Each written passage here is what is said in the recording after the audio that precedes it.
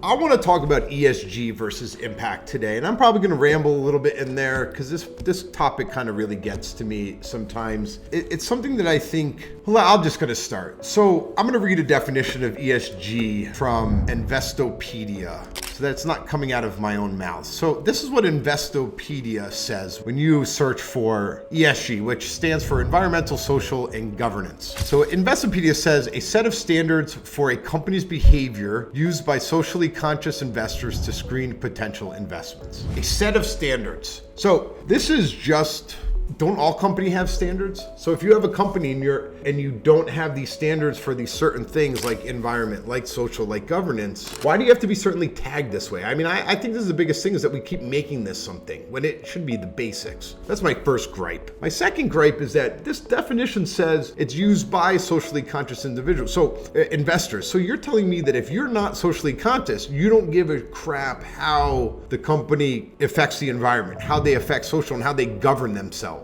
I'm sorry, I'm scratching my head literally and figuratively here because it boggles my mind how if you're not socially conscious, you're not environmentally conscious, you don't care about these things because they are known and proven to have a direct correlation to profits, results of the company. So the big naysayers out there, and I'm going to pick on Vivek Ramaswamy. I don't really like the guy. I'm going to be honest here, and I think because his company, they started this anti-ESG fund. And the whole premise was that companies should not have to prioritize stakeholders, not shareholders. And so shareholders are people like the public and all this stuff, like where stakeholders are individuals within the business itself. And so you're basically saying that companies don't need to take their opinions into play. So, okay, let's take Apple, right? If Apple didn't care what people thought about them as a company or their iPhone or their preference, would they have such the biggest backing? Now, some people are going to say, well, the iPhone's the best device out there. It is, probably. I'm an iPhone user, so I'm going to agree with that. I'm not a big Android fan. But do you think that people follow Apple more for just the product or more for their views and what they stand for? Maybe it's equal. Maybe it's a little bit one side, maybe it's a little bit the other. But they make decisions based on the end user, which is the shareholder. And they seem to be doing pretty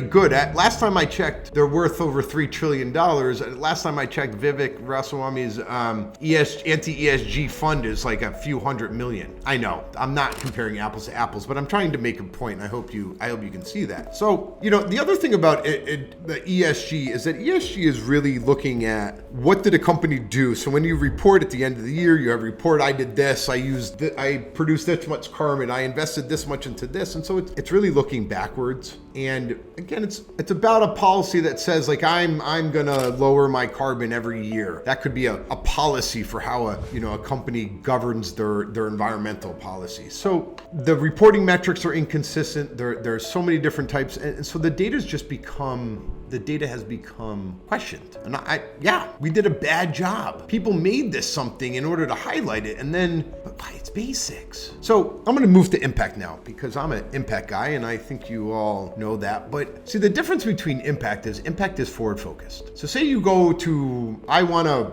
invest in a net zero. So I'm going to invest in a solar farm in California. Well, you're investing in that solar producing X amount of kilowatt hours or megawatt hours of power, clean power, and what its outcome will be, how much carbon it can offset. If you invest in a solar panel manufacturer that follows ESG, well, you're investing in a product, but you might not be able to tangibly say that product produced outcomes. Where was that product used? How did somebody use their product? So you see I'm just going to try to explain some of the nuanced differences between ESG and impact. And so maybe there's a world where both can thrive, but I think for me, the reason why I'm on the impact investing side is because I want to do something tangible with my money, and I want to be in control kind of what that tangible plan is, right? Where I think some of this industry has gone wrong, and there's a lot of concepts like greenwashing that is floated around with ESG, and sure, there's a lot of audacious goals out there. I think a lot of companies set audacious goals. I'm not sure they're ever going to meet them.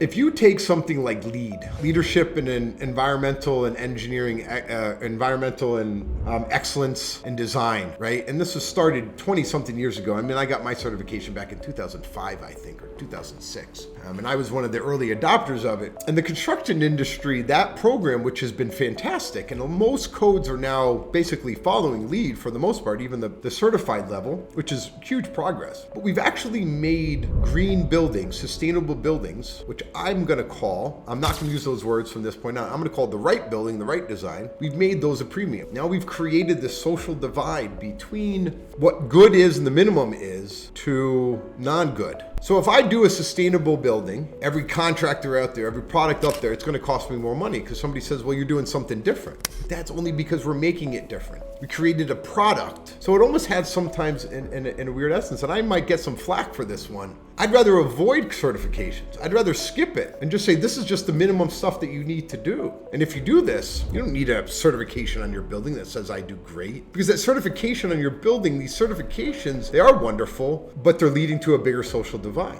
Who's investing all this money to greenify or sustainify or improve D-class buildings? Most people aren't. They're making these grade A, class A apartment buildings, class A office buildings. I had a broker friend of mine out in the Midwest send me something because he wanted my thoughts on it. And it was a passive house building. I think it was in Kansas is where the property was. Maybe Wichita area, something like that. And anyway, amazing building, 16-inch concrete walls, and they did it for hurricane and tornado, rigidity and things like that from weather, but it had, solar panels and high efficiency, this and that and that. They were charging $200, that apartment complex is charging $200 for utilities to every resident. You have to. The building is so efficient that if you were to pay directly to the utilities, it's only $75. I get it. Building had to put in money and they spent a lot of money on this passive house thing. I'm just going to throw out an idea there. What if you made 2 buildings with 8-inch thick concrete walls, 10-inch thick concrete walls instead of 16? Could you have helped more people? What if instead of making this